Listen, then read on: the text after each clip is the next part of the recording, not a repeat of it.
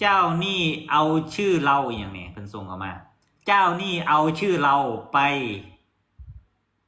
โพสต์ทาง Facebook ตามหาลูกหนี้คนนี้แปะรูปเราหน้าเรา ให้มาชดใช้หนี้แนวไหนเคยเจออยู่บอกผิดเราผิดกฎหมายไหมคะหนูทำอะไรได้บ้างท่านสจเคยเจออยู่บอกเคสแบบนี้ก็เคยเห็นหลายในหมู่ใน Facebook แน่นี่แหละครับเป็นแนวไหนบางคน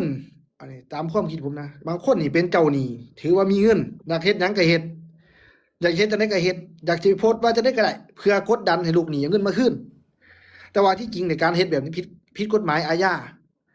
ผิดพรบห้ามเรียกดอกเบี้ยเกินอีกเป็นการทวงหนี้แบบเนี่ยเขาอับอายขายหน้าอาจจะพ่วงหมิ่นประมาทเขาอีกอันนี้บ่สมควรเฮ็ดเจ้าหนี้บ่สมควรเฮ็ดเพราะว่าถ้าเว้าถึงว่าถ้าเป็นหนี้ครับก็ต้องไปฟ้องร้องเนาะ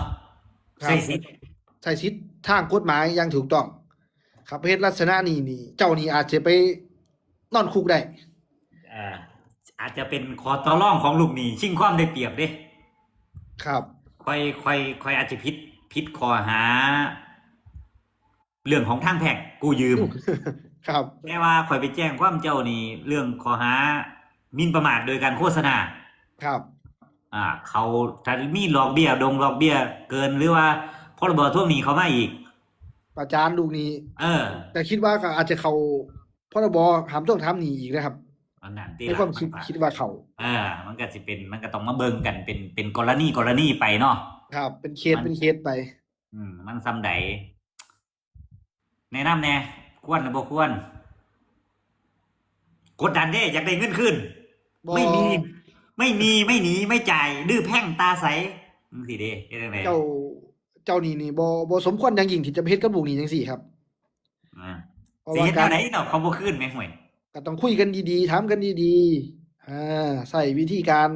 ใส่วาจาดีๆหรือว่าเว้านำกันแล้วเด้เฮ็ดจังได๋ไปหาเฮียนแล้วก็แล้ว